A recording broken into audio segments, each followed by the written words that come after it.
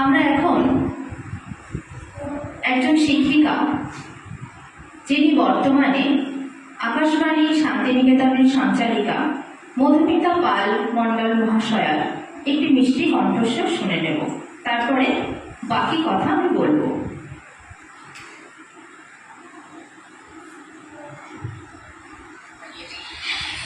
আগামীকাল আমাদের অধিবেশন শুরু হবে সকাল 5:53।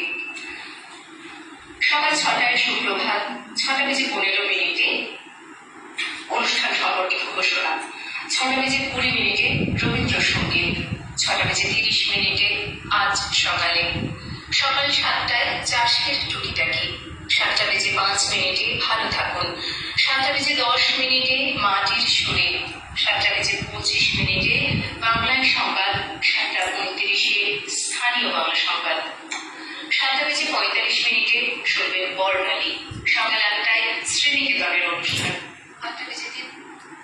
ব্যাস, তোমরা সবাই শুনেছো তো? আমরা এই কণ্ঠস্বরে যেটুকু বুঝলাম বা শুনলাম সেটা কি বলতো? স্পষ্ট উচ্চারণ, তাই তো? আর কি?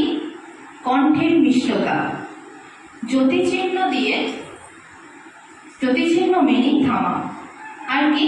খুব ধীরে ধীরে পড়া, সুন্দর করে বলা।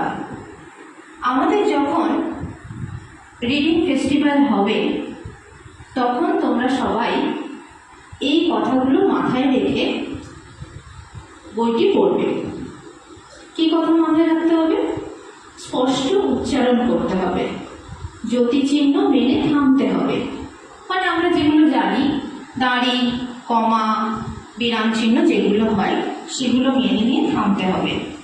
কণ্ঠে মিষ্টি ভাব থাকতে হবে, নাহলে তোমার কথা সবাই শুনবে কেন? তোমার কথা যদি কর্কশ হয়, কেউ কি তোমার কথা শুনবে? শুনবে না। আর কি হতে হবে?